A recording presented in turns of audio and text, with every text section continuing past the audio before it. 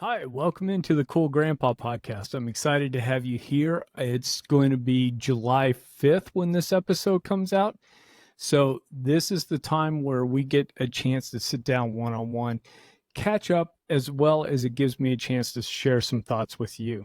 Starting out, I want to remind you Grandparents Week is coming up, and that is being held by Grandparents Academy. This is a great opportunity for you to sit in and enjoy some experts coming to you to help you out with your relationships with your grandchildren as well as your adult children. This is a free event, and I'll have a link to this down in the show notes and in the comments section if you're watching this on YouTube. I also want to talk to you that I do have a course over at Grandparents Academy. It's called Intentional Grandfathering. This is a great opportunity to sit down and review the role of grandfather over time, talk about why grandfathers are important in the lives of their families and their grandchildren in particular. And it's something that I think you are going to enjoy. Some of it's going to be a refresh information and some of it's going to be brand new. And this course was created with you in mind so that I can help you with your relationships. I also want to remind you too that I am coaching other grandfathers. And so you might be wondering, okay, well, what's that all about? I mean, it doesn't take much coaching to be able to take the kid out and go grab a milkshake or go to the lake and have a fun swim or go fishing. Yeah, I get that. But here's the thing. There's a lot of grandfathers out there, especially new grandfathers, that really want to start that relationship off on the right foot. And they could use a little bit of insight, a little bit of planning to help get them going. So this isn't a huge, long engagement, but it's something where I can talk to you about what's worked. And with over 200 hours of conversations about grandfathers, about grandparenting, I can help you lay the foundation for a great relationship. So if you're a new grandfather and you're wanting to make sure that you've got things heading out on a good direction, reach out, give me a call, contact me. Let's set up a time where we can chat and see how I can help you develop a good relationship into a great relationship. I also wanted to share an update with you. Some of you know that I've been out of work since January. I'm still out of work as far as a full-time gig goes. I'm continuing to look for work. And so I'm just out there still pounding the pavement, but I wanted to make sure that I share with you some of the things that are going on. And I am certainly not the only grandfather that's still working, that is even back in the job market. So I understand what you're going through if you happen to be in this situation. Now, I do want to dive into this topic of independence. I know yesterday was July 4th. So here in the States, that was our big Independence Day celebration, the celebration where we declared and signed independence from the King of England. And I know we've got people listening all around the world, but I want to take a moment to really talk about you having an opportunity to make this time a time where you declare your own independence. And what I'm talking about here, as far as being a grandparent, is declaring independence from one or more negative thoughts or mindsets that you have within our grandparenting lives. An example of that could be the anxiousness you might feel when you send off a birthday card and you don't hear anything back, or you send some presents and you don't hear anything back. You send a text message to your grandchildren, you don't hear anything back. Or maybe you just are feeling like your relationships aren't where they should be, where you want them to be. Also, some other areas where you might be negatively allowing circumstances to impact you. Could even be, like I said, a job hunt. It could be where your finances, whatever that is.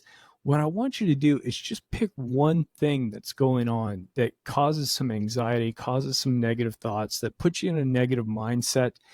And I want you to write this thing down, and I want you to be able to now start to declare your independence from that. So I know that's easier said than done. So here's what we're going to do together. We're going to write out that thing that we feel really anxious about, the thing that we have some really negative feelings around, and I want you to write that thing down. Now, below that, what I want you to do is be able to start to list out what are you in control of. And let's use the example of you feel anxious, you feel like when you send gifts off to the grandchildren, if you're living at a distance, that you don't hear anything back, that you're not getting communication, that the kids received what you sent them and they're having a blast with it, that they are super excited to get a present from grandma or grandpa. What I want you to do in that case is, what are you actually in control of in that situation? And what are you actually allowing you to put you into a negative mindset, create anxiousness around it? Is it really anxiousness about that they received what you sent?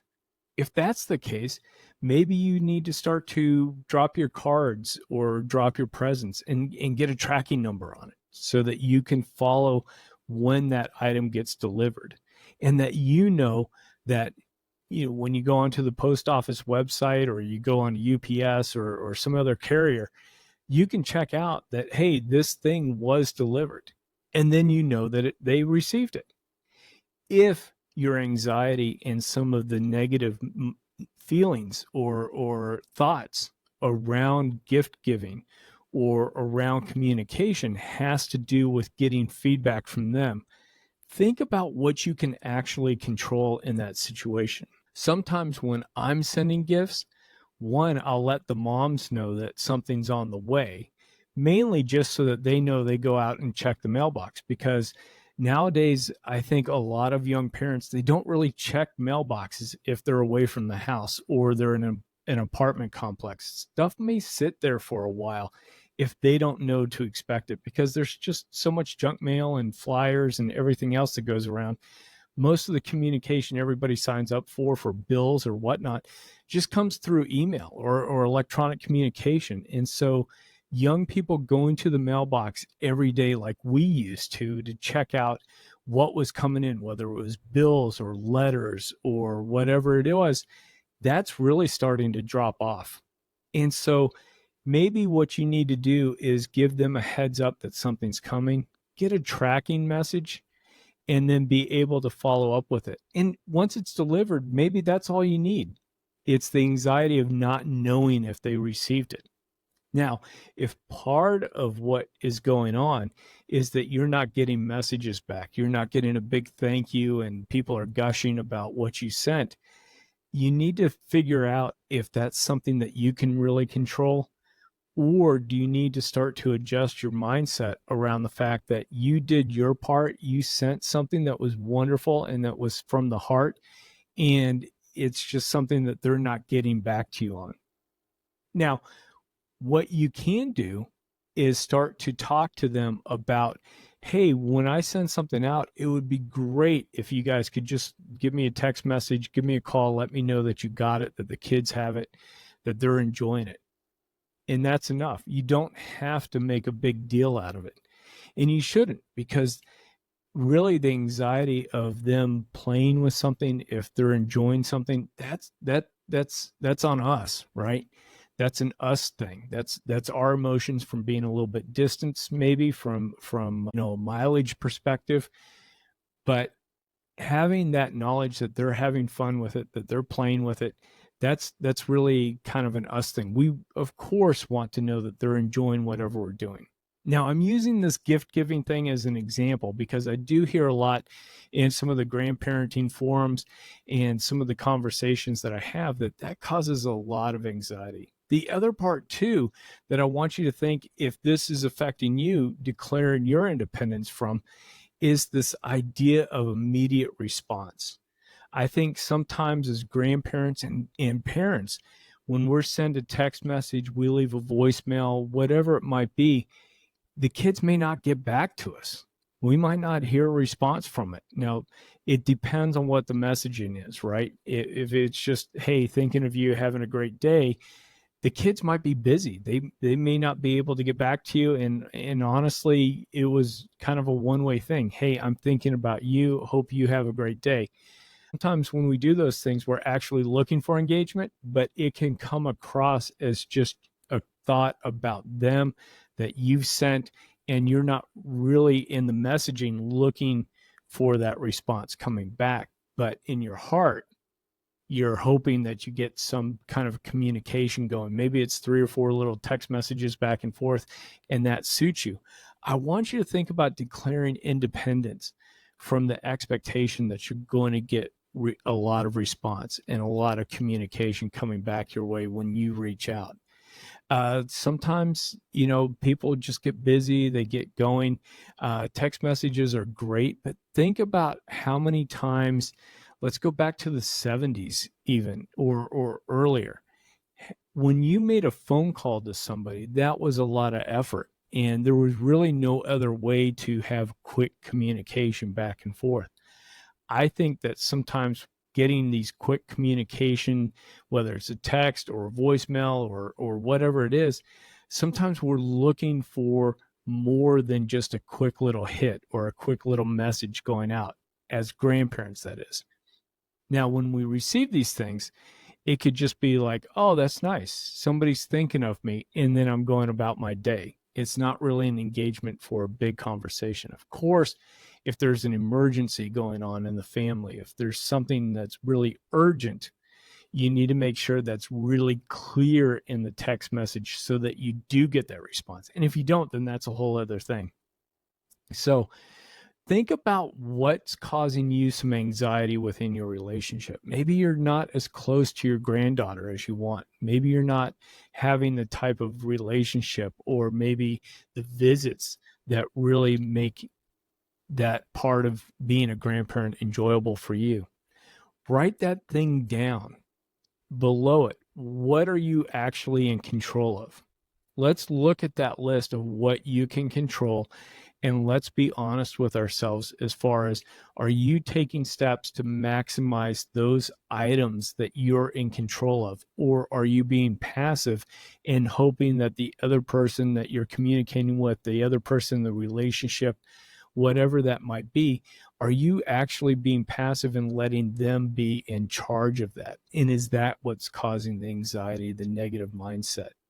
So whatever it is, let's write it down, declare our independence from it, look at what we can do. Let's look honestly at the actions that we're taking, and then let's work hard to take the appropriate steps so that we can manage that. And I don't want you to take on everything that might be negative in your relationship. What I want you to do is focus just on one thing. And maybe you will successfully be independent of that negative mindset or that piece of that relationship that makes you anxious within 6 months. Maybe it's going to take a year for you to make some progress. Maybe it's going to take 4 years. I don't know what that is. I don't know what is maybe causing you some grief, some negative emotions.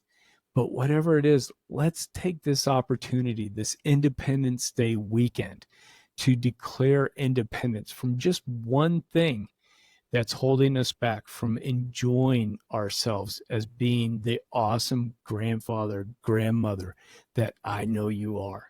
So I hope you find this helpful. I hope you take advantage of this idea of sitting down and using July 4 weekend to declare independence.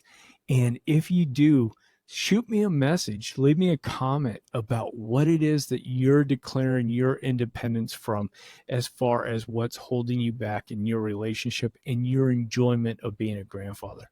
I'd love to hear from you. I'd love to see how I might be able to help you out. So remember, until next time, stay cool.